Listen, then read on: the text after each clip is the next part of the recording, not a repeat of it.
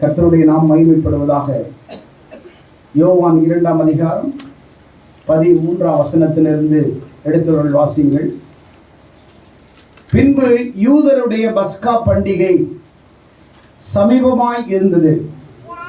அப்பொழுது இயேசு எருசலேமுக்கு போய் தேவாலயத்திலே ஆடுகள், மாடுகள், புறாக்கள் ஆகியவைகளை விற்கிறவர்களை, காசுக்காரர்கள் உட்கார்ந்திருக்கிறதை கண்டு கயிற்றினாலே ஒரு சவுக்கை உண்டு பண்ணி அவர்கள் யாவரையும் ஆடு மாடுகள் தேவாலயத்துக்கு புறம்பே துரத்திவிட்டு காசுக்காருடைய காசுகளை கொட்டி பலகைகளை கவிழ்த்து போட்டு புறாவிற்கவளை நோக்கி, இவைகளை இவ்விடத்திலிருந்து எடுத்துக்கொண்டு போங்கள், என் பிதாவின் வீட்டை வியாபார வீடாகாதிருங்கள் என்றார்.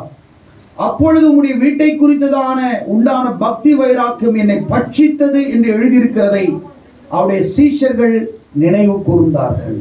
கவனிங்க பிரியமானவர்களே, ஆண்டவராகிய இயேசு கிறிஸ்து பஸ்கா என்று சொல்லப்படுகிற பண்டிகைக்கு அவர் எருசலேமிலே அந்த பண்டிகையிலே கலந்து கொள்வதற்காக அவரும் அவருடைய சீஷர்களும் போயிருந்தார்கள். அப்படி அவர் எருசலேமில் உள்ள தேவாலயத்துக்கு போகிறார். அந்த தேவாலயத்திலே தேவனை ஆராதிப்பதற்காக இயேசு கிறிஸ்து தேவாலயத்துக்குள்ளே போகும் பொழுது தேவாலயத்திலே தேவனுடைய மகிமை காணக்கூடாதபடி தேவாலயத்திலே தேவனை ஆராதிக்கிறதை நிறுத்திவிட்டு அவர்கள் ஆடு மாடுகளையும் புறாக்களையும் விற்கிற வியாபார வீடாக மாற்றினார்கள் என்று வேதம் சொல்லுகிறது. அப்படியானால் தேவனுடைய வீடு, தேவனுடைய ஆலயம் என்பது இப்பொழுது வியாபார வீடாக மாறி இருக்கிறதை பார்க்கிறார். தேவாலயத்திலே தேவனை ஆராதிக்கிறதற்கு ஜனங்கள் கூடி தேவ மகிமை இறங்குகிற, தேவன் பிரசன்னமாய் இறங்குகிற சங்கமமாகிற இடத்திலே இப்பொழுது தேவனை ஆராதிப்பதற்கு தடையாயிருக்கிறது. அங்கே தேவாலயத்திலே ஆண்டவரை ஆராதிப்பதை விட்டு ஆடுகள், மாடுகள், புறாக்கள் விற்கிற ஒரு பிசினஸ் பிளேஸ், ஒரு வியாபார வீடாக, ஒரு மார்க்கெட்டாக தேவனுடைய ஆலயத்தை இயேசு கண்டு ஆவியிலே அவர் வைராக்கியமுடையவராய், உம்முடைய வேதத்தை, உம்முடைய ஆலயத்தை குறித்ததான பக்தி வைராக்கியம் என்னை பட்சித்தது என்று எழுதப்பட்டிருக்கிறது. இயேசு கிறிஸ்துவை, தேவனுடைய ஆலயத்தை குறித்ததான ஒரு பக்தி வைராக்கியம் இருந்தது. அநேகருக்கு பக்தி இருக்கும், வைராக்கியம் இருக்காது. ஆனா ஆண்டவருக்கு பக்தியும் இருந்தது, வைராக்கியமும் இருந்தது. எதை குறித்து? ஆலயத்தை குறித்ததான ஒரு வைராக்கியம். என்னுடைய ஆலயத்தை இவர்கள் கெடுத்து போட்டார்களே, நான் உலாவுகிற ஸ்தலத்திலே ஆடு மாடுகளை கொண்டு வந்து விற்க ஆரம்பித்து விட்டார்களே, நான் தங்குகிற பிரசன்னமாய் இறங்குகிற தேவனுடைய ஸ்தலத்திலே புறாக்களை விற்கிற தேவனுடைய வீடாக இருந்த வீட்டை வியாபார வீடாக வியாபாரிகள் மாற்றிவிட்டார்களே. மணி எக்ஸ்சேஞ்சர்ஸ், காசுக்காரர்களுடைய காசுகளை அவர் கொட்டி பலகைகளெல்லாம் கவிழ்த்து போட்டார் என்று வேதம் சொல்லுகிறது. பஸ்கா பண்டிகைக்கு அவர் போனார். யூதர்களுக்கு 7 பண்டிகை, பிரதான பண்டிகை இருக்கிறது. அதுல மிக பிரதானமான பண்டிகை பஸ்கா பண்டிகை. 7 பண்டிகை இருக்கிறது. நமக்கு எப்படி கிறிஸ்துமஸும் ஈஸ்டரும் புது வருடமும் இருக்கிறதோ, பைபிள்ல கிறிஸ்துமஸ்னு எங்கேயும் இல்லை, ஈஸ்டர்னு எங்கேயுமே கிடையாது. ஆனா பைபிள்ல பண்டிகை இருக்கிறது. பஸ்கா பண்டிகை, கூடார பண்டிகை, ஆரிப்பின் பண்டிகை, பாவ நிவாரண பண்டிகை, பெந்தகோஸ்தே பண்டிகை, எக்கால பண்டிகை, இப்படி 7 பண்டிகைகள் வேதாகமத்தில் இருக்கிறது. ஆனா இருக்கிறதுலயே பஸ்கா பண்டிகை ரொம்ப யூதர்களுக்கு விசேஷித்த விழாவாக, யூதர்களுடைய பாரம்பரியமிக்க பண்டிகையாக அந்த பண்டிகை கருதப்பட்டது. அந்த பண்டிகைக்கு இயேசு கிறிஸ்து தேவாலயத்துக்கு போகிறார். அங்கே போகும் பொழுது அங்கே இப்படிப்பட்ட சூழலை பார்க்கிறார். அப்படியானால் தேவாலயம் என்பது என்ன? நம்பர் 1, தேவன் தங்குகிற இடமாயிருக்கிறது. தேவாலயம் தேவன் தங்கும் இடம். சொல்லுங்களேன், தேவாலயம் தேவன் தங்குகிற இடம். இப்ப தேவன் தங்குகிற இடத்துல ஆடு மாடுகள் தங்கி கொண்டிருக்கிறது, வியாபாரிகள் தங்கி கொண்டிருக்கிறார்கள், மணி எக்ஸ்சேஞ்ச் கம்பெனி நடத்தி கொண்டிருக்கிறார்கள். இரண்டாவது, அது தேவனை நோக்கி ஜெபிக்கிற இடம். தேவாலயம் என்பது தேவனை நோக்கி ஜெபிக்கிற ஒரு இடம். மூன்றாவது, தேவனை நோக்கி கதறுகிற இடம். தேவனை நோக்கி. நாலாவது, தேவனை நோக்கி கண்ணீர் வடிக்கிற இடம். அன்னாள் சீலோவாமில் இருக்கக்கூடிய தேவாலயத்தில் போய் கதறினாள், ஆண்டவரை நோக்கி ஜெபித்தாள். ஆண்டவரே, நான் மலடியா இருக்கிறேன், எனக்கு ஒரு ஆண் பிள்ளை கொடுப்பாயானால் அதை நான் உமக்கே திருப்பி தந்து விடுகிறேன், என் நிந்தையை நீங்கும்படி என் ஜெபத்தை கேளும், என் விண்ணப்பத்தை கேளும் என்று அவள் போய் ஜெபித்தாள். ஆலயம் என்பது ஜெபிக்கிற ஒரு இடம். நம்முடைய கஷ்டங்களை, நம்முடைய பிரச்சனைகளை வெளிப்படுத்துகிற இடம்,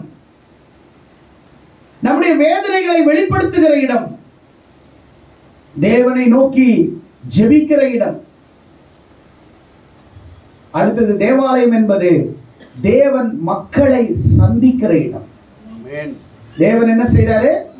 மக்களை சந்திக்கிற இடம். தேவன் தம்முடைய பிள்ளைகளை ஆசீர்வதிக்கிற இடம். சபை என்பது ஆசீர்வதிக்கப்படுகிற இடம். அநேகர் இந்த சபைக்கு வந்து ஆசீர்வதிக்கப்பட்டு போயிருக்கிறீர்கள், அநேகர் விடுதலை அடைந்து போயிருக்கிறீர்கள், அநேகருடைய துக்கங்கள் சந்தோஷமாய் மாறின இடம் இது. அநேகருக்கு ஆரோக்கியத்தை கொடுத்த இடம், அநேகருடைய தரித்திரங்களை போக்கின இடம், அநேகருடைய வாழ்க்கையிலே சமாதானமற்ற, உன்னுடைய வாழ்க்கையிலே வெறுமையாயிருந்த உன் வாழ்க்கையை இந்த சபையிலே தேவ சன்னிதானத்திலே நீ வந்து தேவனை நோக்கி ஜெபித்த பொழுது ஆண்டவர் உன் துக்கங்களை மாற்றி உன்னை மகிழ்ச்சியாக்கி, உன்னை சந்தோஷித்து, உன்னை சந்தோஷிப்பித்து, உன்னை ஆசீர்வதித்த ஒரு இடம்.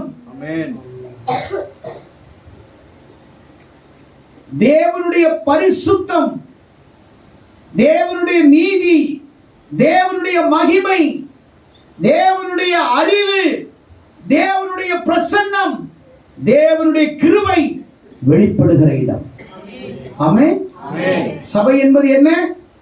தேவனுடைய பரிசுத்தம், தேவனுடைய நீதி, தேவனுடைய மகிமை, அறிவு, ஞானம், பிரசன்னம், கிருபை வெளிப்படுகிற இடம். பரிசுத்தத்தில் வளரக்கூடிய இடம். சக விசுவாசிகளும் சங்கமாகி சபையில் ஒன்னாய் இணைந்து ஒருமனப்பட்டு கூடி தேவனை ஆராதித்து பரலோகத்தின் தேவனை, பரலோகத்தின் பிரசன்னத்தை, அவருடைய மகிமையை நீங்கள் இங்கே கூடி ஜெபிக்கும் பொழுது உங்கள் ஒருமனதின் ஜெபத்திற்கு தேவன் 100 தனையான பதிலை கொடுத்து இந்த இடத்தில் அவருடைய பிரசன்னத்தை ஊற்றி, அவருடைய வல்லமையை ஊற்றி உன்னை விடுதலையாக்கி, உன்னை மனிதனாக்கி, உன்னை ஆசீர்வதித்து, உன்னை உயர்த்துகிற இடமாய் இருக்கிறது தேவனுடைய சபை. ஆனால் இந்த சபையிலே தேவனாகிய இயேசு கிறிஸ்து எருசலேம் ஜெபாலயத்துக்கு போன பொழுது அவருடைய ஜெபாலயம் கதறுகிற இடம், ஜெபிக்கிற இடம் வியாபார வீடாக மாறினது. 3 பாயிண்ட் சொல்லுகிறேன்.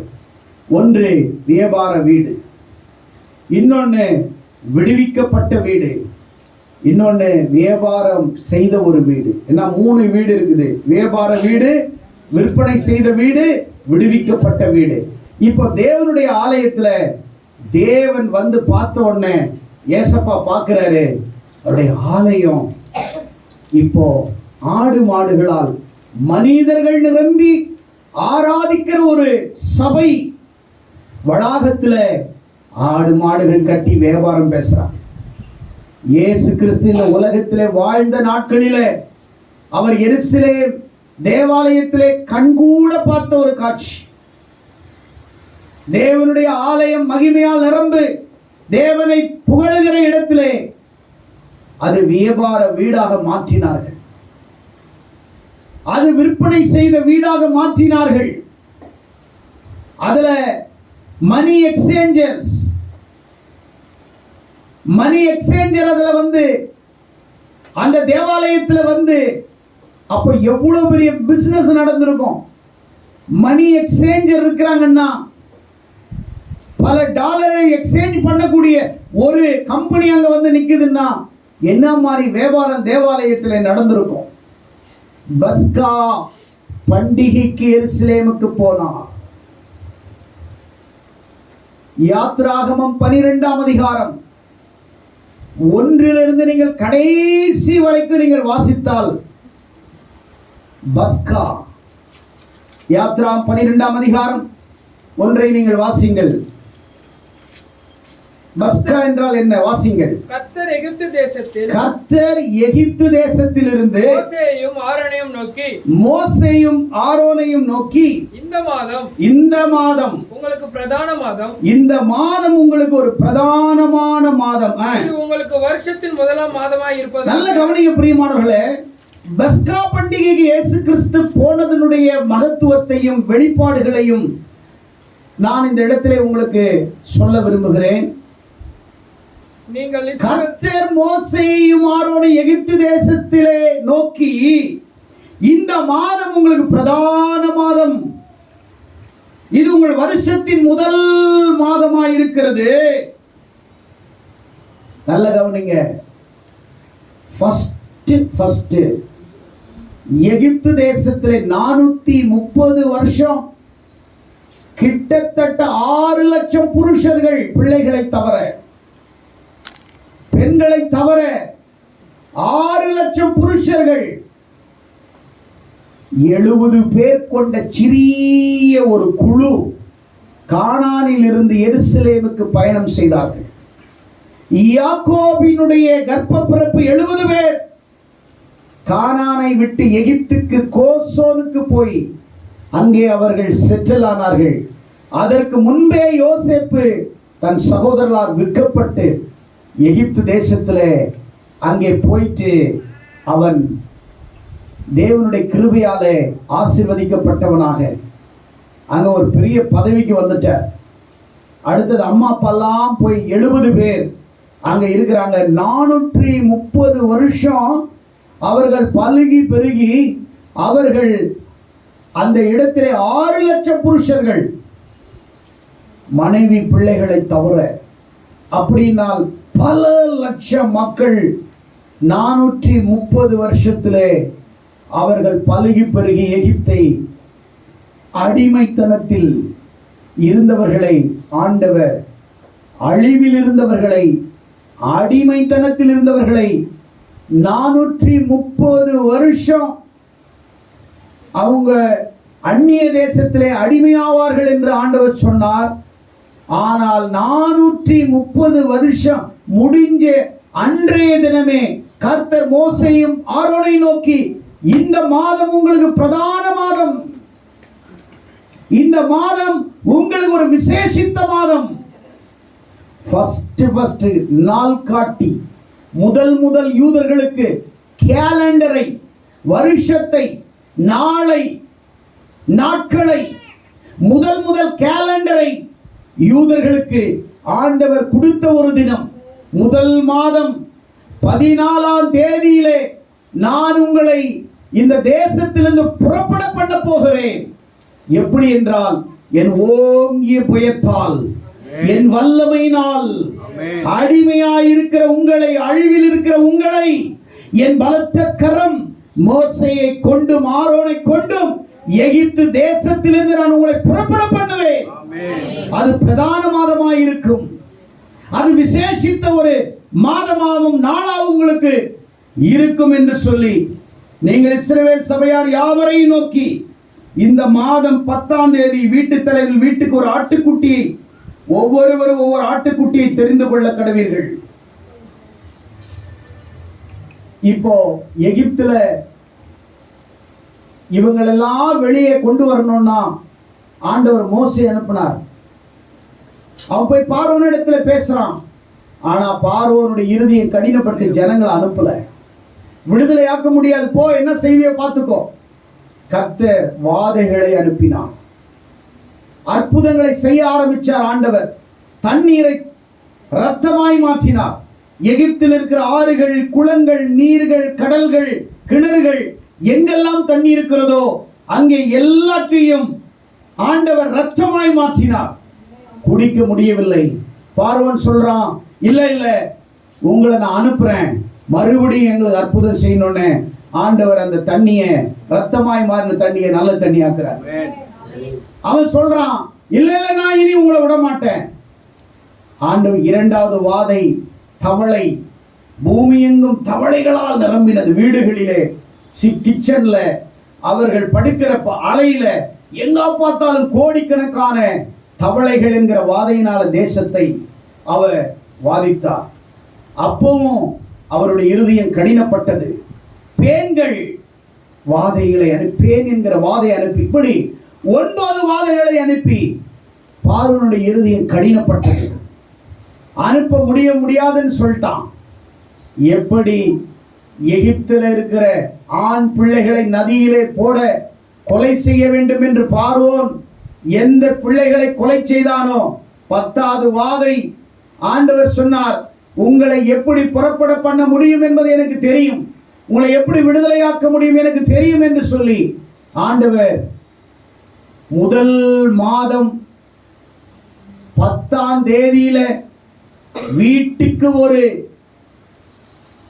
ஒரு வயதான ஆண் ஆட்டுக்குட்டியை நீங்கள் 10ஆம் தேதியிலே அதை நீங்கள் ஆயத்தப்படுத்த வேண்டும்.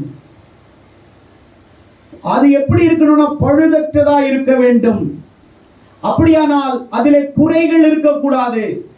1 வயது ஆட்டுக்குட்டி குருடா இருக்கக்கூடாது, ஊனமா இருக்கக்கூடாது, சப்பானியா இருக்கக்கூடாது, வியாதியா இருக்கக்கூடாது.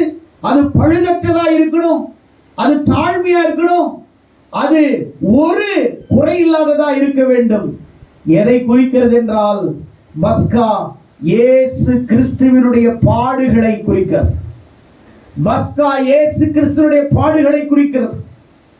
இயேசு கிறிஸ்துவும் இந்த உலகத்திலே பழுதற்றவராக, 1 பேதுரு 1ஆம் அதிகாரம் 18-19 வசனங்களை நீங்கள் வாசிப்பீர்களானால், 1 பேதுரு 1ஆம் அதிகாரம் 18-19 எடுத்து வாசிங்கள். உங்கள் முன்னோர்களால் பாரம்பரியமாய் நீங்கள் அனுசரித்து வந்த வீணான நடத்தை நின்று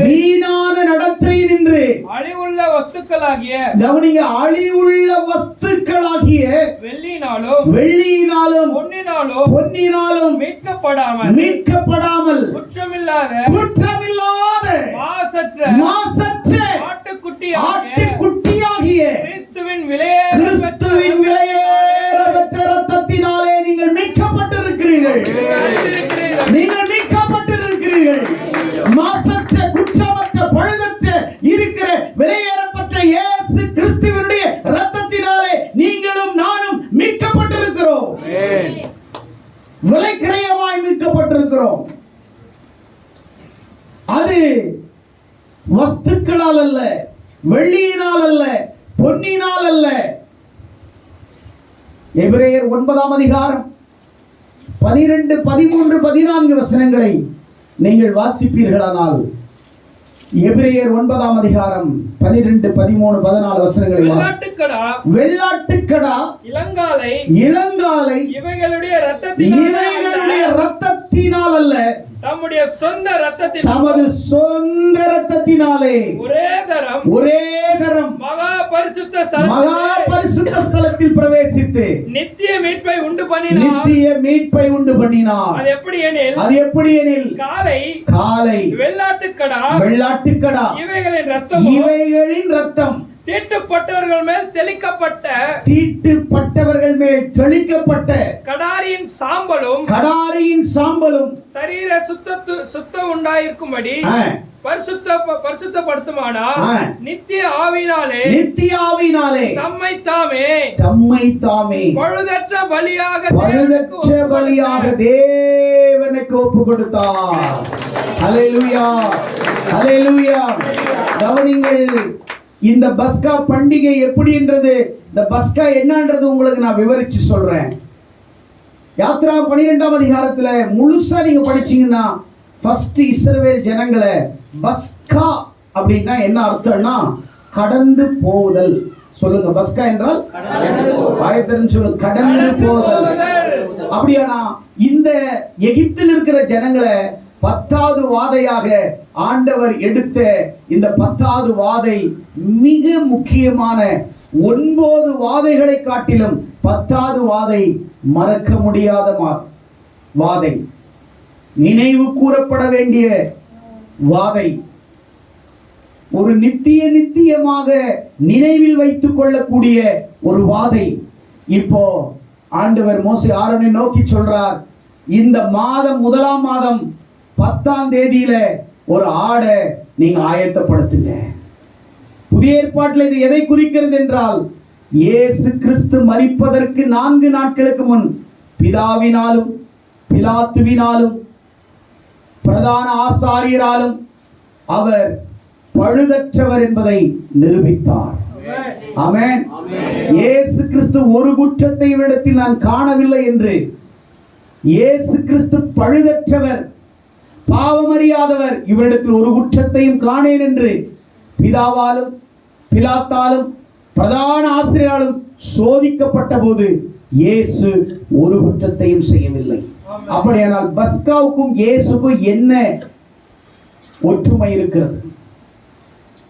இஸ்ரவேல் ஜனங்களை பழைய ஏற்பாட்டில் விடுதலையாக்குவதற்கு ஒரு பழுதற்ற ஆட்டுக்குட்டியை அடித்து இன்று இரவிலே, அது சாயங்காலத்திலே அது அடிக்க வேண்டும். 10வது நாள் அது ஆயத்தமாக்க வேண்டும். 14வது நாள் சாயங்காலத்திலே அது அடிக்கப்பட வேண்டும்.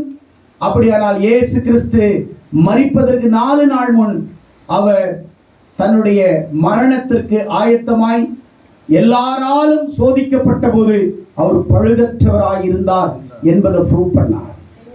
ஒரு குறை குற்றத்தை இடத்தில் காணவில்லை என்று பிதாவாலும் பிலாத்தாவாலும் பிரதான ஆசாரியராலும் அவர் ரூபிக்கப்பட்டார், அவர் ஊர்ஜிதப்படுத்தப்பட்டார், அவர் குற்றமற்றவர் என்பதை நிரூபிக்கப்பட்டார். 14ஆம் தேதி இயேசு கிறிஸ்து நிசான் மாதம் 14ஆம் தேதியிலே, எப்படி இவர்கள் 14ஆம் தேதியிலே அவர்கள் அந்த எகிப்தை விட்டு, அடிமைத்தனத்தை விட்டு, அழிவிலிருந்து தேவன் இவர்களை மீட்டெடுப்பதற்காக 14ஆம் தேதி மாலையிலே அந்த ஆட்டை வெட்டி அதனுடைய இரத்தத்தை நிலைக்கால்கள் மீதும் ஓரமான அந்த நிலைக்காலின் சட்டத்தின் மீதும் அது ஈசோப்பினுடைய அந்த இலைகளினாலே அந்த 3 இடத்திலையும் அவர் பூச சொன்னார். அப்படியானால் ஈசோப்பு என்றால் பரிசுத்தம், ஈசோப்பு என்றால் பாவத்தை கழுவுகிறது, ஈசோப்பு என்றால் விடுவிக்கிறது, ஈசோப்பு என்றால் நம்முடைய வாழ்க்கை தூய்மையாக்குகிறது என்ற அர்த்தம். இப்ப சொல்றாரு, மோசே ஆரோனையும் பார்த்து நம்முடைய எல்லா பிள்ளைங்க வீட்லயும் இதை தெளிச்சிடணும். ஏன் தெரியுமா? இன்று இரவு நான் என்ன செய்ய போறேன், பார்வோனுடைய வீட்டுல நான் ஸ்டார்ட் பண்ண போறேன். என்ன ஸ்டார்ட் பண்ண போறேன்? கொல்ல போறேன். யாரு? ஃபர்ஸ்ட் நான் பார்வோனுடைய மூத்த பிள்ளைய நான் அடிக்க போறேன். பார்வோனுடைய அரண்மனையிலிருந்து ஸ்டார்ட் பண்ணி சிறைச்சாலையில இருக்கக்கூடிய அடிமை சிறைச்சாலை இருக்கக்கூடிய எல்லா எகிப்தியருடைய வீட்டிலும் முதல் பிறந்த பிள்ளையை நான் கொல்ல போகிறேன் என்று சொல்லி ஆண்டவர் ஆடு மாடுகள் முதற்கொண்டு முதல் பிறந்த முதல் மகனை முதற்கொண்டு மூத்த மகனை ஆண்டவர் என்ன பண்ணாரு? கொல்வதற்காக தேவ தூதர்கள் அனுப்பப்பட்டார்கள். சங்கார தூதன் போனான், கொல்றதுக்காக போனான். ஆனா இங்க ஆண்டவர் இஸ்ரவேல் ஜனங்களை மட்டும் நீ இந்த ரத்தத்தை தெளிச்சுக்கோ, ஏன்னா அவன் வீடு வீடா சங்கார தூதன் வெட்ட போறான். எங்கெல்லாம் ரத்தம் தெளிக்கப்படுகிறதோ அவர்கள் எல்லாம் என் பிள்ளைகள், எங்கெல்லாம் ரத்தம் தெளிக்கப்படவில்லையோ அவர்கள் எல்லாம் அந்நிய பிள்ளைகள். அப்படி என்ற வித்தியாசத்தை எகிப்து தேசத்திலே ஆண்டவர் ஏற்படுத்துவதற்காக அங்கே இந்த பஸ்கா எனக்கூடிய நியமத்தை அங்கே இஸ்ரவேல் ஜனங்களுக்கு ஸ்தாபித்தார். அன்று இரவிலே அவர்கள் 3 மணிக்கு அந்த பழுதற்ற ஆட்டுக்குட்டியை அடிக்க வேண்டும். இயேசு கிறிஸ்துவும் 4 நாட்களுக்கு முன்னாடி சோதிக்கப்பட்டு பழுதற்றவர் என்பதை நிரூபிக்கப்பட்டார். 14ஆம் தேதி நிசான் மாதத்திலே சரியாக யூதர்களுடைய கணக்கின்படி மாலை 3 மணிக்கு கல்வாரி சிலுவையிலே பாவமறியாத அவரை நம்முடைய பாவத்திற்காக அவர் அந்த தண்டனை ஏற்றுக்கொண்டு நமக்காக இயேசு கிறிஸ்து கல்வாரி சிலுவையிலே பழுதற்ற பலியாக சிலுவையிலே அவரை தன்னை ஒப்பு கொடுத்து நம்மை மீட்பதற்காக நம்மை ரட்சிப்பதற்காக இயேசு சிலுவையிலே தொங்கினார். அதுதான் இந்த பஸ்கா. புதிய ஏற்பாட்டிலே இயேசு கிறிஸ்துவை பஸ்கா குறிக்கிறது. 1 கொரிந்தியர் 5ஆம் அதிகாரம் 7ஆம் வசனத்திலே அவர் நம்முடைய பஸ்கா என்று எழுதப்பட்டிருக்கிறது. 1 கொரிந்தியர் 5ஆம் 7ஆம் வசனத்திலே அவருடைய பஸ்கா என்று எழுதப்பட்டிருக்கிறது. யோவான் 1ஆம் அதிகாரம் 29ல யோவான் சொன்னான், இதோ உலகத்தின் பாவத்தை சுமக்கிற தேவ ஆட்டுக்குட்டி போகிறார் என்று இயேசுவை அடையாளப்படுத்தினது. தேவ ஆட்டுக்குட்டியாக பலியிடுகிறவராக, தோ நமக்காய் பலியிடுகிற ஆடாக போகிறார். அதோ தேவாட்டுக்குட்டி. எப்படி பஸ்காவிலே இஸ்ரவேல் ஜனங்களுக்கென்று அன்றைய ஒரு ஆட்டை ஆயத்தப்படுத்தி அவர்களை மீட்டு அவர்களை அழிவிலிருந்து அன்று இரவு சேனையாய் அவர்களை எகிப்திலிருந்து சேனையாய் புறப்பட செய்தாரோ, அதே போல யோவான் சொல்லுகிறான் புதிய ஏற்பாட்டிலே யோவான் 1:29 இயேசு போகிறதை பார்த்து தம்முடைய சீஷர்களிடத்திலே சொல்லுகிறான், இதோ தேவ ஆட்டுக்குட்டி போகிறார். அப்படியானால் தேவன் நமக்காக ஆயத்தப்படுத்திய பழுதற்ற ஆடாக ஆட்டுக்குட்டியாக இயேசு நம்மை இந்த அடிமை தளத்திலிருந்து இந்த அழிவிலிருந்து நம்மை விடுவிக்க இயேசு பழுதற்ற மாசற்ற ஆடாக இந்த உலகத்திலே அனுப்பப்பட்டார். இளங்காலை ஆடுகளால் நாமிக்கப்படவில்லை. இஸ்ரவேல் ஜனங்கள் ஆட்டுக்குட்டியின் ரத்தத்தினால் பாதுகாக்கப்பட்டார்கள். எதை குறிக்கிறது? தேவன் புதிய ஏற்பாட்டில் அவருடைய ரத்தத்தினாலே நம்மை மீட்டெடுத்ததை குறிக்கிறது. ஆமென் சொல்லுங்க, ஆமென் சொல்லுங்க. அல்லேலூயா, அல்லேலூயா. பார்வோனுடைய வீட்டிலே முதல் மரணத்தின் ஓலம், சாவில்லாத வீடு இல்லை, புலம்பல் இல்லாத வீடு இல்லை என்று வேதம் சொல்லுகிறது. அந்த அதிகாரத்தை எல்லாம் வாசித்தால் ஒவ்வொரு இடத்திலையும் அது பெரிய சப்ஜெக்டாக போகும். ஒவ்வொரு இடத்திலையும் அழுக ஆரம்பம், புலம்பல் புலம்பல். வீடுதோ எகிப்தினுடைய எல்லா வீடுகளிலும் முதல் பிறந்த பிள்ளை ஆண்டவர் அடித்தார். 10வது வாதை அவர் சொல்லுகிறார். ஒரு வசனம் சொல்லுகிறது, என்ன சொல்லுகிறது என்று சொன்னால், அதே அதிகாரத்திலே அவர் சொல்லுகிறான், என்னை நீங்கள் ஆசீர்வதியுங்கள். 32ஆம் வசனத்திலே, நீங்கள் சொன்னபடியே உங்கள் ஆடு மாடுகள் ஓட்டிக்கொண்டு போங்கள், என்னையும் ஆசீர்வதியுங்கள். பார்வோன் இப்ப என்ன சொல்றான்? தயவு செய்து 9 வாதை அனுப்பி நான் உங்களை அனுப்பல, ஆனால் இப்ப எங்க வீட்டுல மரண ஓரம், எகிப்து முழுவதும் வீடுகள் தோறும் சாகுறாங்க. அவங்க வீட்டுல அவங்க அழுக. யாரும் பக்கத்து வீட்டு கூட போய் பிள்ளையை பார்க்க முடியலன்னு, எல்லா வீட்லயும் மரண ஓலம், யாரை போய் பார்க்கறது? ராஜாவும் பார்க்க முடியாது, ராஜா வீட்லயும் டெத்து. ராஜா அரண்மனையில இருந்து எல்லா வீடுகளும் சாவு. ஆனா ராஜா ஆரோனையும் மோசையும் கூப்பிட்டு சொல்றாரு, ஐயா உங்க ஆடு மாடுகளை கூப்பிட்டுட்டு உங்க ஆண்டவரை ஆராதிக்க, உங்க ஆண்டவரை நீங்கள் ஆராதனை செய்ய உங்கள் தயவு செய்து கூட்டிட்டு போங்க, ஆடு மாடு எல்லாம் கூட்டிட்டு போங்க, அப்படியே என்ன ஆசீர்வதிச்சிட்டு போங்கன்றான். அல்லேலூயா. நீங்களும் நானும் ஆசீர்வதிக்கிற சந்ததி, நீங்களும் நானும் ஆசீர்வதிக்கப்பட்ட சந்ததி, இயேசு கிறிஸ்துவின் இரத்தத்தால் ஆசீர்வதிக்கப்பட்ட சந்ததி. நீங்களும் நானும் பிறரை ஆசீர்வதிக்க சந்ததிகளாகவே கர்த்தர் நம்மை மாற்றி இருக்கிறார், உருவாக்கி இருக்கிறார், உண்டு பண்ணி இருக்கிறார் என்பதை நீங்கள் மறந்துவிடக் கூடாது. பிரியமானவர்களே, வேதம் சொல்லுகிறது எப்படிப்பட்ட பஸ்காவை நாம், இந்த பஸ்கா பண்டிகைக்கு தான் இயேசு அந்த இடத்துல போறார். அப்ப ஆண்டவர் சொன்னார், யூதர்களுக்கு இந்த பண்டிகை 7 நாள் கொண்டாட வேண்டும் என்று சொன்னார். 14 இருந்து 21ஆம் தேதி வரைக்கும் 7 நாள் அவர்கள் இந்த பண்டிகையை கொண்டாட வேண்டும். 7 பண்டிகையில பிரதான பண்டிகை யூதர்களுக்கு விழாவாக, ஃபெஸ்டிவலாக, முதல் வருஷம் முதல் மாசம் 14ஆம் தேதியில இந்த பஸ்காவை நீங்க கொண்டாடணும். அப்படியானால் பஸ்கா என்றால் கடந்து போகுதல். இன்னொரு அர்த்தம் துவக்கம். சொல்லுங்க, துவக்கம். ஆரம்ப துவக்கம். சொல்லுங்கள், ஆரம்ப துவக்கம். ஆண்டவர் சொன்னார், உங்களை இதுதான் ஆரம்ப துவக்கம், இதுதான் முதல் வருஷத்திலேயே நான் உன்னை விடுதலையாக்கி, இதுதான் உனக்கு துவக்கம். முடிவு இன்னும் இருக்குது. இன்னும் உனக்கு தேசத்தை கொடுக்க போறேன், வனாந்தரத்துல வழி நடத்த போறேன், 40 வருஷம் உங்களை கொண்டு போக போறேன், சாப்பாடு நானே கொடுக்க போறேன், உடைய ஆடைகள் பழையா போகாது, வனாந்தரத்தில் அற்புதம் செய்வேன்.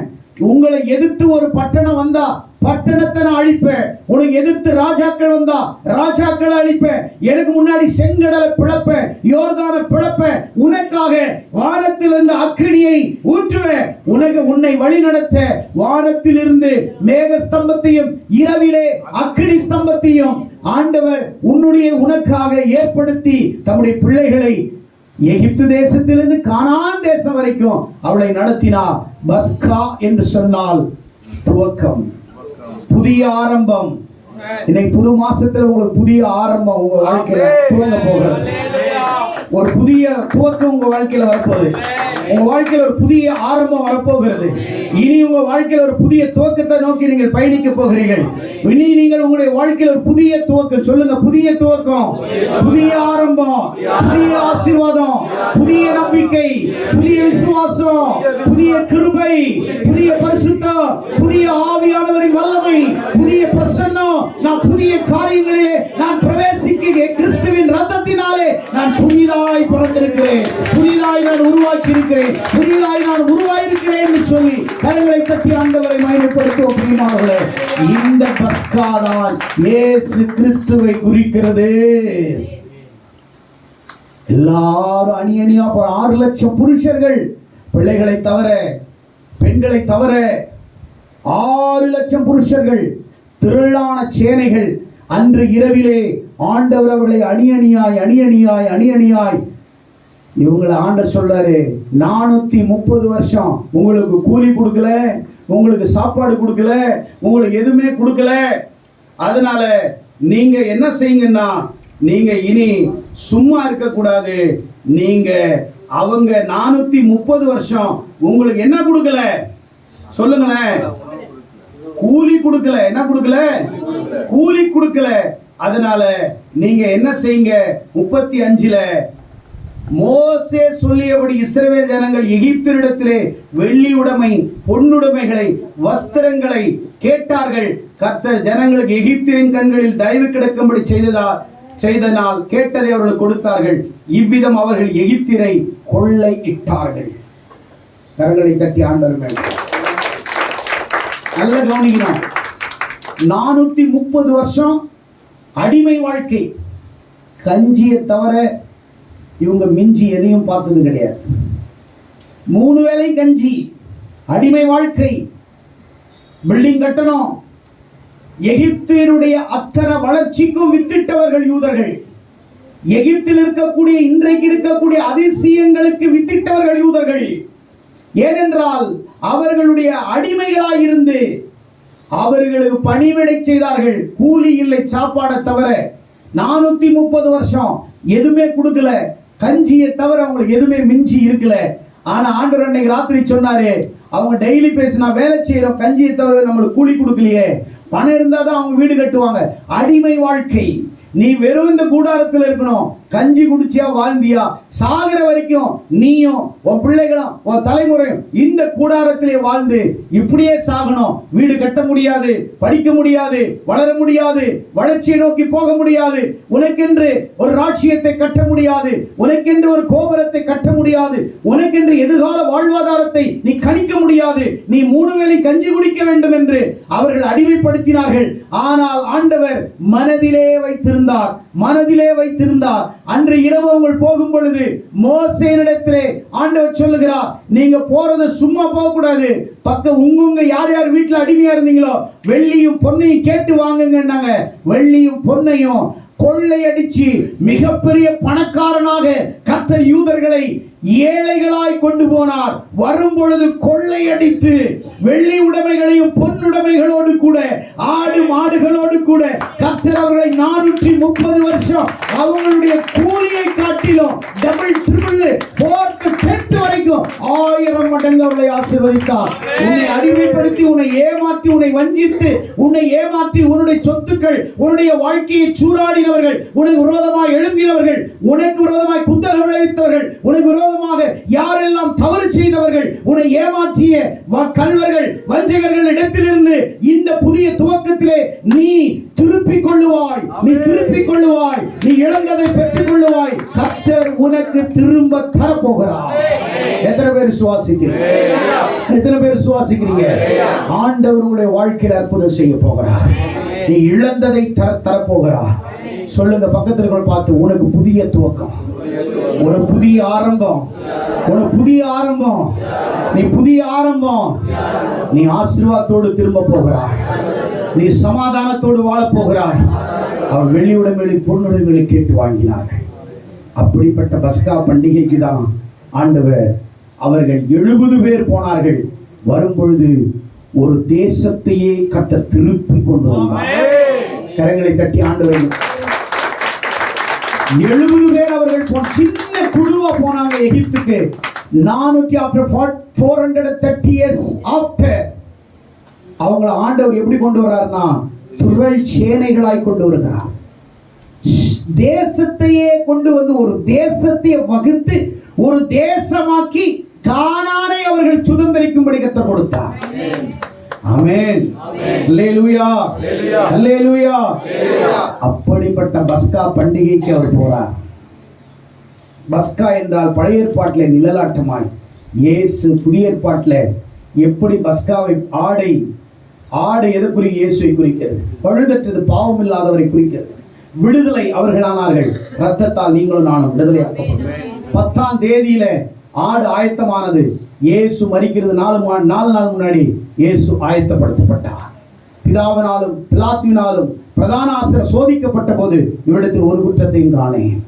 பழுதற்றது. 14ஆம் தேதி நிசான் மாதம் சாயங்காலத்தில் ஆடு எகிப்தில் அடிக்கப்பட்டது போல அதே நிசான் மாதம் 14ஆம் தேதி 3 மணிக்கு இயேசு எருசலேமிலே கல்வாரி சிலுவையிலே முழு உலகத்தினுடைய மனித குலத்துக்காக, மக்களின் பாவத்திற்காக தூய பலியாக அவர் பழுதற்ற ஆடாக கல்வாரி சிலுவையிலே தன் சொந்த இரத்தத்தை அவர் நமக்காக சிந்தி உன்னையும் என்னையும் முழு உலகத்தையும் அவரை விசுவாசிக்கிறவர்கள், அவர் யாரெல்லாம் அவரை நோக்கி பார்க்கிறார்களோ அவர்களுடைய வாழ்க்கையை தேவன் தமது பரிசுத்த ஆவியினாலும் அவருடைய இரத்தத்தினாலும் உன்னையும் என்னையும் மீட்டெடுத்த இந்த நாள் ஒரு பஸ்கா, ஒரு புதிய துவக்கம்.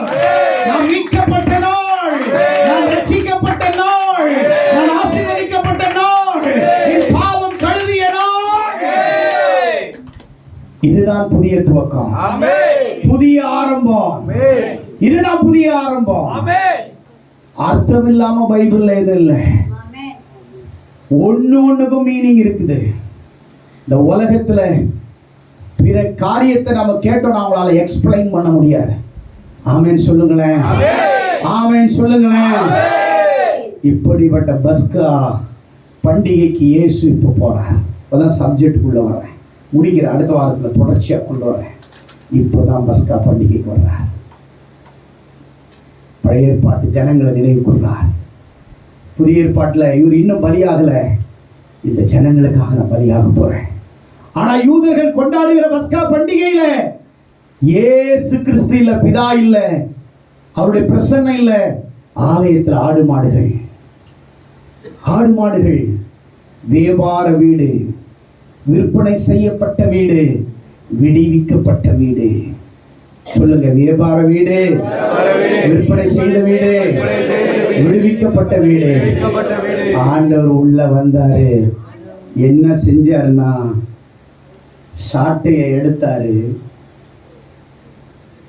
கள்ளர் குகையாக்கினார்கள். சொல்லுங்க, கரைப்படுத்தினார்கள். கடவுளை மறந்தார். சாட்டை எடுக்கிறாரு, அடிச்சு விரட்டுறாரு. என் தேவனுடைய வீட்டை நீங்கள் கள்ளர் குகையாக்குகிறீர்கள். திருடங்க தங்குற இடமா ஆக்குறீங்களா? திருடர்கள் வாசம் பண்ணுகிற இடமா மாற்றீங்களா? சபையிலும் நிறைய திருடர்கள் இருக்கிறாங்க, கள்ள பசங்க இருக்கிறாங்க, கள்ள பிள்ளைங்க இருக்கிறாங்க. எப்போ வெளிப்படும் தெரியுமா? புரிச்சா தெரியும், கழுவுனா தெரியும், ஃபுல்லா நிர்வாணமாக்குனா தெரியும். அவங்களுக்குள்ள என்ன வியாதி என்னன்றத கழுவி சுத்தப்படுத்தும் போது அப்படி பிரிச்சார் ஆண்டவர். இப்ப எல்லாம் வெள்ளை ட்ரெஸ்ல தான் இருக்கிறாங்க. யாரை பார்த்தாலும் வெள்ளை ட்ரெஸ், எல்லாம் புறாக்கள் போல சர்ச்சில் இருக்கிறாங்க. யாரை பார்த்தாலும் பரிசுத்த ஆவியில நிரம்பி அப்படியே என்னவோ இவர்கள் இயேசுக்கே ஞானஸ்தானம் கொடுத்த மாதிரி, இயேசுவையே பிரதிஷ்டை பண்ண மாதிரி, அப்படியே ஒயிட்ல வெள்ளை புறாக்களா இருக்கிறாங்க. இந்த வெள்ளை புறாக்களை தான் ஆண்டவர் கடைசியில பிரிக்கும் போது அதுல எத்தனை கருப்பு புறான்னு ஆண்டவர் தனியா ஒரிஜினல் வெள்ளை புறாவை அப்படி திருப்தி நிறுத்துவார். ஆண்டவரே, அது அது அது கரெக்டா போட்டுருந்துச்சு ட்ரெஸ், அது அப்படியே இருக்கட்டும். நீ ட்ரெஸ் அப்படி போட்டிருந்த, ஆனா நீ எந்த கருப்பு ஆடு, நீ கள்ள பையன், சர்ச்சில இருந்துகிட்டே பொய், புராடு, கள்ளத்தனம், பித்தலாட்டு வேலை, கசப்பு. புதுசா ஒருத்தன் சர்ச்சைக்கு வந்தா உன் மூஞ்சி மாறி எடுத்து அவன்கிட்ட பேசுறது கிடையாது. பெரிய ஆளுன்னு உங்களுக்கு நினைப்பு. இப்படிப்பட்ட சர்ச்சைக்கு எவன் வருவான்? ஒரு நாள் ஆசீர்வச்சிருக்கிறியா பாஸ்டர் ஜான்சன்? உன்னை கேட்கிறேன், சர்ச்சில் ஒரு நாள் கர்த்தரோடு இருக்கிறார், ஹல்லேலூயா, உன்னை ஆண்டவர் உயர்த்துவார், ஹல்லேலூயா, இங்க கிடையிலே இல்லையே.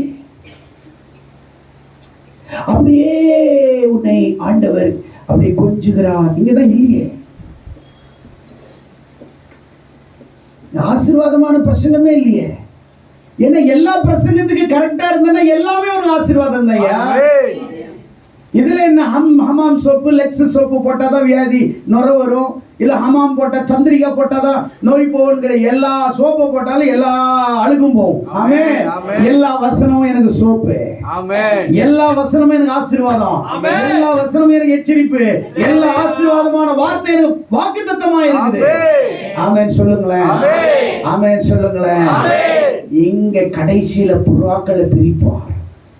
பிரிக்கும் போது அப்படியே வெள்ளை புறா தனியா நிற்கும். அப்படியே அதனுடைய ட்ரெஸ் டக்குன்னு கருப்பாயிடும். ஆண்டவரே, எப்படி ஆச்சு? நீயா அங்க போட்டிருந்த சர்ச்சில், இப்ப நானும் உனக்கு ஒரு சின்னல காட்டுறேன். அப்படியே ஒயிட்டதை உருவும் போது தெரியும் கருப்பு ட்ரெஸ் உள்ள இருக்கும். ஆனா இதுக்கு இப்படி உருவுனா அது மேல இன்னும் வெள்ளை வரும், அது உருவுனா வெள்ளை வரும். இது வெள்ளை புறா, இது கருப்பு புறா, இது கரை பட்ட புறா, கடவுளை மறந்த புறா, இது கள்ளர் குகையா இருந்த புறா. ஆமென், ஆமென். வெள்ளை ட்ரெஸ் போட்டாவே உனக்கு ஒரு ஜிமிக்கு வருது. Praise the Lord, sister. Praise the Lord. அகத்தின் அழகு மூஞ்சியை வேணா நீ போற இடத்துல உன்னை நம்புவாங்க. ஆவியில் இருக்கிறவனுக்கு அப்படியே ஸ்கேன் பண்ணி காமிச்சிடுவோம், பிரிண்ட் எடுத்து கொடுத்துருவோம்.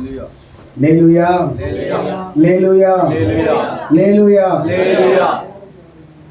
ஆடையில் இல்லை பரிசுத்தம், ஆத்துமாவில் உள்ளது பரிசுத்தம். ஆபரணங்களில் இல்லை பரிசுத்தம், ஆத்துமாவில் இருக்குது பரிசுத்தம். நீ ஆபரணத்தை போட்டாலும் ஆபரணங்களை கலட்டினாலும் உன் இருதயத்தில் இருக்கிறத கலட்டாம நீ எதை பூட்டிக்கிட்டு எதை மாட்டிக்கிட்டு எதை சிங்காரிச்சுக்கிட்டு இருந்தாலும் நீ ஜிமிக் தான். அதுல எந்த மாற்று கருத்தும் கிடையவே கிடையாது. நீ ஒளியின் தூதன் தான். இயேசு கிறிஸ்து கல்வாரி சிலுவையிலே தன் ரத்தத்தை சிந்தி நீட்டான். இப்போ கர்த்தருடைய வீடு வியாபார வீடாக மாத்தினத ஆண்டு உள்ள போறார், சாட்டு எடுக்கிறார், அடிக்கிறார், போங்கடா வெளியில. காசுக்காரனுடைய பலகையில கொட்டினா இயேசுக்கு கோபம் வராது. ஆனா ஒரே இடத்துல தாங்க வந்துச்சு, ஒரே முறை தாங்க வந்துச்சு. தேவ ஆலயத்தை கள்ளர் குகையாக மாற்றும் பொழுது கடவுளால் தாங்க முடியாது அப்படின்னா உன் இருதயத்தை. அதனால நான் புதிய ஏற்பாட்டில் சொன்னாரு, நான் ஆடு மாடு மேய்க்கிற ஆலயத்துல இனி நான் இருக்க மாட்டேன், உனக்குள்ள வாசம் பண்ணி. எங்க வாசம் பண்ண வந்தாரு? 1 கொரிந்தியர் 3:17 நீங்களே ஜீவனுள்ள தேவனுடைய ஆலயம், கர்த்தருடைய ஆவி உங்கள் மேல் இருக்கு. அப்போ தேவனுடைய ஆவி எங்க உங்களுக்குள்ளே வாசம். அப்போ ஆண்டவர் இயேசப்பா எங்க வாசம் பண்றாரு? புதிய ஏற்பாட்டுல அடிக்கப்பட்ட பஸ்கா எங்க இருக்கிறாரு சொல்லுங்களேன். இருதயத்துல இருக்கிறாரு. இருதயத்துல போய் ஆடு மாடு கட்டி விற்க முடியுமா? விற்க முடியாது. ஆனா இருதயத்துல இருக்குது பாருங்க. இந்த கலாத்தியர் 5ஆம் அதிகாரம் 22 இருந்து 19, 20, 21 இருக்குது பாருங்க. அவையாவன மாம்சத்தின் கிரியைகள் வெளியரங்கமா இருக்கிறது. அவையாவன விபச்சாரம், வேசித்தனம், சண்டைகள், மூர்க்கம், பொறாமைகள், களியாட்டுக்கள், புறங்கூறுதல், இது எல்லா லிஸ்டும் உனக்குள்ள வந்துருச்சுன்னா ஆண்டவர் அங்க ஜாட்டை எடுத்து அடிச்சாரு, இங்க ஒன்னு அடிக்க மாட்டாரு, உள்ள இருந்து வெளியே போயிடுவார். என்ன பண்ணிடுவாரு? உங்க கூட இனி வாசம். பைபிள்ல 2000 பண்ணி இருந்துச்சு, கேட்டுருக்கீங்களா? 2000 பண்ணி லேகியோனை துரத்தும் போது லேகியோன் சொல்றான், ஆண்டவரே அவனுக்குள்ள இருக்கிறது என்ன அப்படின்னு இல்ல, சாத்தான் சொல்லுது, ஆண்டவரே எங்களை துரத்துறதா இருந்தா அதோ மேட்ல மேய்ஞ்சிட்டு இருக்குது 2000 பண்ணிக்குள்ளே என்ன துரத்திருங்கன்னும் போது அப்படியே போன்னு சொன்னோன்னே எல்லா பேயும் அவனை விட்டு இப்ப எதுல பூந்துருச்சு சொல்லுங்களேன்? பண்ணி என்ன பண்ணிச்சு? ஆஹா, என்ன என் ஆனந்தம், என்ன என் ஆனந்தம் சொல்ல கூடாது, ஏனென்றால் பன்னிகளுக்குள்ளே அசுத்த ஆவி வந்ததினாலே. அப்படியா பண்ணுச்சு? அப்படியே பண்ணுச்சு. உள்ள வந்த ஒரு நிமிஷம் நிக்கலையா? எவ்வளவு? ஒரு நிமிஷம் நிக்கலையா பண்ணீங்க. உள்ள பூந்த உடனே 2000 பண்ணி எங்க வந்து விழுந்துச்சு? கடலுக்குள்ள விழுந்து செத்து போயிடுச்சு. ஏன் தெரியுமா? பண்ணி சொல்லுச்சு, இந்த அசுத்தாவியோட வாழ்றதோட இந்த சாத்தானோட வாழ்றதோட சாகிறதே மேலுன்னு. பண்ணிக்கு இருக்கிற புத்தி கூட சில நேரத்துல நமக்கு இல்லை. ஆனா நம்ம எல்லா சுத்தம் எல்லா பாவத்தையும் இருதயத்துல வச்சுக்கிட்டு ஒயிட் ட்ரெஸ், என்ன dress? White dress. Praise the Lord sister. அது ஸ்டைலா சொல்லுவாங்க சிலவங்க. அந்த வெள்ளை ட்ரெஸ் போட்டவங்க கிட்ட தான் வரும். பிரைஸ் தி லார்ட் மா, எப்படி இருக்கீங்க? ஸ்தோத்திரம். இதுலயே தெரியாதா உன் அக்கிரமம், உன் ஆக்டிங்கே? மற்ற நேரத்துல எல்லாம் இது மாதிரி பேச மாட்டேங்கிறே. வீட்டுக்காரங்கிட்ட சாப்பாடு எடுத்து வரட்டுங்களா, அப்பெல்லாம் இந்த மாதிரி பேச மாட்டேங்கிறேன். அந்த சண்டே ஒயிட் ட்ரெஸ் போட்டோன்னே பிரைஸ் தி லார்ட் மா, எப்படி இருக்கிற, ஹவ் ஆர் யூ? அந்த ட்ரெஸ் போட்டோன்னே உனக்குள்ள இதுலயே தெரியல பண்ணி உனக்குள்ள இருக்குது, அசுத்தாவி உனக்குள்ள இருக்குது.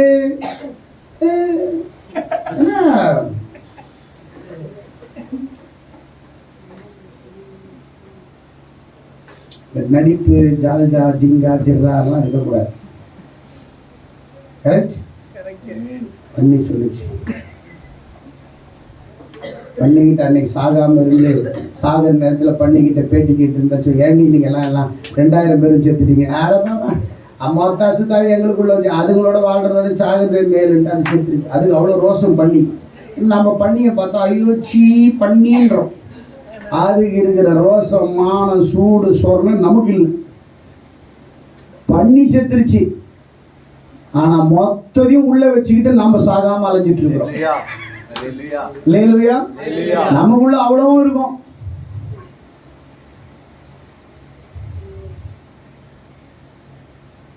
நாம போட்டிருக்கிற வேஷத்தை யாராலையும் கலட்டவே முடியாது. ஆனா ஆண்டவர் நியாயத்திற்கு நாள்ல நம்முடைய வேஷத்தை அப்படி தூக்குவார். ஆஹா, அவனா இவன், அவனே தான் இவன். ஆஹா, அவர் உன் வேஷத்தை கலைப்பார். கலைப்பாரா இல்லையா? ஆனா உனக்கு தெரியாது.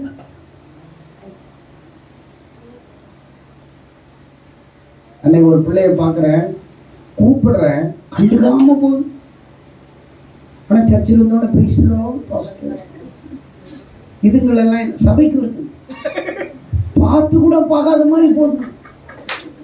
10 முறை கூப்பிடுறேன், சிஸ்டர் சிஸ்டர், பெருக்கிட்டே இருக்குது.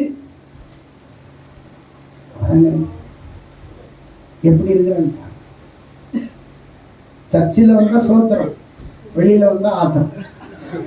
இல்லையா? கட்ட இல்லையா? சொல்ற வியாபார வீட்டை, விற்பனை செய்த வீட்டை இயேசு கிறிஸ்து போனார், விடுவிச்சார். அங்க வெறுமனமே ஆலயத்தை தான் விடுவிச்சார். சொல்லுங்க, அங்க எருசலேம் ஆலயத்தை தான் விடுவிச்சார். புதிய ஏற்பாட்டுல ஆளையே விடுவிச்சிட்டார். கையை தட்டுங்க. ஆலயத்தையும் விடுவிக்க முடியும், ஆளையும் விடுவிக்க முடியும். அதுல விடுவிக்கப்பட்டவங்க தான் நீங்களும்.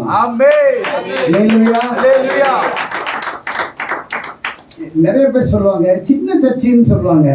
ஏங்க ஃபர்ஸ்ட் கிளாஸ்ல போறவங்க கம்மியா தான் இருக்கும் சீட்டு. கையை தட்டுங்களேன், தட்டுங்க கையை. ஃப்ளைட்ல ஏறி பாரு, நான் 50 சீட்டு உள்ள ஃப்ளைட்ல இருந்து 830 சீட்டு உள்ள டபுள் டக்கர் வரைக்கும் டிராவல் பண்ணிட்டேன். ஃப்ளைட்ல 50 சீட் இருக்கிறது பார்த்தா தட தட தட தட தட தடன்னு ஆடும். வானத்தில் வெற்றிடம் காற்றில டுப் டுப் டப் டப் டப் டப்னு ஆடும். ஃப்ளைட்ல போறவங்க பாருங்க, பெல்ட் போட்டுக்கோ பெல்ட் போட்டுக்கோணும். அப்பப்போ கேப்டன் சொல்லுவார். கேப்டன் ஒரே ஒரு இடத்துல 2 நேரத்தில் தான் பேசுவார். ஒன்று, ஃப்ளைட்டு அப்படியே சிங்க் ஆகிட்டே இருந்துச்சுன்னா கேப்டன் சொல்லுவான், நீங்கள் உங்களுடைய அந்த பெல்ட்டை நீங்கள் போட்டுக்கொள்ளுங்கள். இது ஒரு முறை பேசுவான். அவன் வாங்குகிற சம்பளத்தை 2 முறை தான் வாங்கி தரப்பான். இன்டர்நேஷ்னல் ஏர்போர்ட், தேங்க்யூ, அவ்வளோதான் பேசுவான். இது 2 முறை. நீங்கள் ஃப்ளைட்டில் அவன் அதிகமாக பேசுவான். அந்த ஃப்ளைட்டில் போனோன்னா நீங்கள் 1000 பேர் இருக்கிற ஃப்ளைட்டில் 1000 சீட்டு ஃபர்ஸ்ட் கிளாஸ் கிடையாது, லிமிட்டாக தான் இருக்கும். 20, 50 அதோட தான். சின்ன சர்ச்சில் இருக்கிறவங்க எல்லாம் எக்கனாமிக்ல இல்லை, ஃபர்ஸ்ட் கிளாஸ்ல. கையை கட்டுங்க.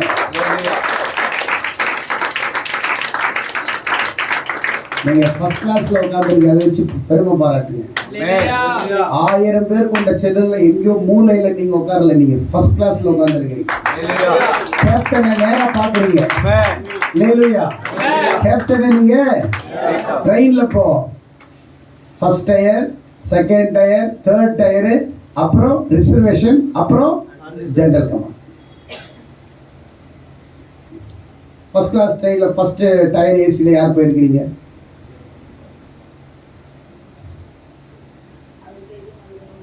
ஒரு ரூம் இருக்கும், ஒரே ஆள் தான், அப்படியே அழகாக படுத்து போகலாம். அதில் கதவு உள்ள பூட்டிக்கலாம். First class.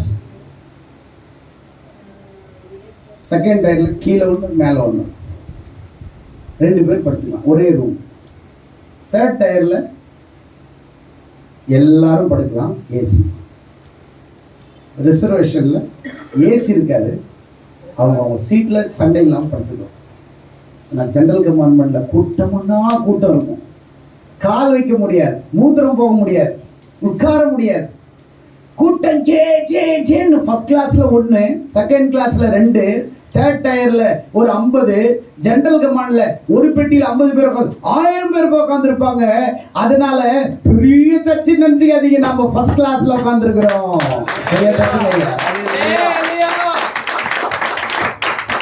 கூட்டமா தான் இருக்கும், பெருசா தான் இருக்கும், பயப்படாதீங்க. உண்மையான சபைகள்ல மக்கள் கம்மியா இருப்பாங்க. ஏன்னா இந்த சத்தியத்தை கேட்டு நீங்க இப்ப எங்கேயாவது கர்த்தர் உங்களோடு இருப்பாராக, கர்த்தர் உங்களை ஆசீர்வதிப்பாராக, ஹல்லேலூயா அப்படின்னீங்கன்னா அங்க உங்களுக்கு செட் ஆகாது. ஏன்னா நீங்க இப்ப நீங்க என்ன சாப்பிட்டு பழகிட்டீங்க? ஃபர்ஸ்ட் கிளாஸ் ஃபுட்டு சாப்பிட்டீங்க. ஆமென், ஹல்லேலூயா. வீட்டு சாப்பாடு சாப்பிடுறீங்க, ஃபாஸ்ட் ஃபுட்டு சாப்பிட்டீங்கன்னா உங்களுக்கு பேதி ஆகும். அப்படியே அன்னன்னைக்கு கூகுள்ல போய் எடுத்து பிரசங்கம் பண்ற பாஸ்டர் கிடையாது. ஆமென், இந்த பாஸ்டர் ஓனா ப்ரிப்பரேஷன் பண்ணி கொடுக்குறேன். ஹல்லேலூயா. கட் அண்ட் பேஸ்ட் கிடையாது, இது டேஸ்டா இருக்கும். ஹல்லேலூயா. இப்ப சொல்லுங்க, அங்க ஆலயத்தை மீட்டார், இங்க ஆலயம் மஸ்காவாகி இயேசு எனக்காக அடிக்கப்பட்டார். அவர் தேவாலயம் என்பது எப்படி இருக்கணும்? தேவாலயம்னா என்ன? அவர் தங்குற இடம், தேவனை நோக்கி ஜெபிக்கிற இடம், கதறுகிற இடம், கண்ணீர் வடிக்கிற இடம், தேவன் மக்களை சந்திக்கிற இடம், தேவனுடைய பரிசுத்த நீதி மகிமை பிரசன்னம் வெளிப்படுகிற இடம், அறிவு ஞானம் வெளிப்படுகிற இடம், பரிசுத்தத்தில் வளரக்கூடிய இடம், விசுவாசிகள் சங்கமமாகிற இடம். இதுல என்ன இருக்கக்கூடாதுன்னா ஆடு மாடு மாடி கள்ள கோயாக்கக்கூடாது, சபையை கரப்படுத்தக்கூடாது, கடவுளை மறக்கக்கூடாது. சபையில உக்காந்துக்கிட்டே சிலவங்க எல்லாம் பார்த்தீங்கன்னா கரப்படுத்துவோம். இந்த சொறி பிடிச்சவங்களை பார்த்துருக்குறீங்களா? சொறி பிடிச்சவங்க கொப்பளம் வந்து பார்த்துருக்கீங்களா? அவன் அப்படியே அந்த சின்னும் போது அப்படியே கையை வச்சு இப்படி என்ன பண்ணுவான்? அது இப்படி பண்ணாதான் அது நல்லா இருக்கும். அப்புறம் என்ன பண்ணுவான்? கையில் இப்படி உடைச்சிட்டு அதை எடுத்து பக்கத்தில் இருக்கிறவன்ட்ட நைஸாக தெரியாமல் அப்படி தடவிடுவான். ஏன்னா அவனுக்கு என்ன வரணும்? கரைப்படுத்த. தான் கராக பஸ்ல இன்னைக்கு யாரு தெரியுமா பேசினாரு? உனக்கு தான் பேசினாரு. ஏன் உனக்கு பேசலையா? அப்படியான்னு கேட்கிறவன் முட்டாள். அது திருப்பி உனக்கு ஆண்டவர் பேசலையா? அப்ப கடவுள் பேசாத எதுக்கு நீ ஏண்டி இந்த சர்ச்சுக்கு வர்ற அப்படின்னு நீ கேட்கணும் உடனே. இத்தனை வருஷமா சர்ச்சுக்கு வர்ற, கடவுள் பேசாத இடத்துல நீ எதுக்குடி வர்ற? சரி, என்கிட்ட பேசுறாரு, அட்லீஸ்ட் பாஸ்டர் மூலமாவது கடவுள் என்கிட்ட பேசுறாரு, உங்ககிட்ட அது கூட பேசுறீங்க, நீ சொல்ல முடியலையே உன்னால? அந்த அளவுக்கு அறிவு இல்லையே நமக்கு. நம்ம அப்படியா அப்படி கேட்கறதுக்கு தான் அறிவு இருக்குது, ஆனா சிந்திக்கிறதுக்கு அறிவு கிடையாது. அல்லேலூயா, அல்லேலூயா. இப்ப சொல்லுங்க, தேவனுடைய ஆலயத்தை கர்த்தர் வியாபார வீட விற்பனை செய்த வீட விடுவிச்சார். அடுத்த வாரத்துல இதனுடைய கள்ளர் குகை கரைப்படுத்துறது, கடவுளை மறந்தது பார்ட் 2. அடுத்த வாரத்துல சபையினுடைய தொடர்ச்சியை உங்கள் மத்தியில, பஸ்காவினுடைய தொடர்ச்சியை மறுபடியும் உங்கள் மத்தியில பேச விரும்புகிறேன். கர்த்தர் இந்த செய்தியின் மூலம் உங்கள் ஒவ்வொருவரையும் ஆசீர்வதிப்பாராக. எத்தனை பேருடைய வாழ்க்கையில் ஆண்டவருடைய ஆசீர்வாதங்களை உணர்ந்தீர்கள்? அல்லேலூயா. பஸ்கா என்னன்னு ஓரளவு சொல்லியிருக்கிறேன். பெரிய சப்ஜெக்ட், கொஞ்சம் கொஞ்சமா உங்களுக்கு சொல்ல நான் விரும்புகிறேன். கர்த்தர் தான் உங்களை ஆசீர்வதிப்பார். God bless you.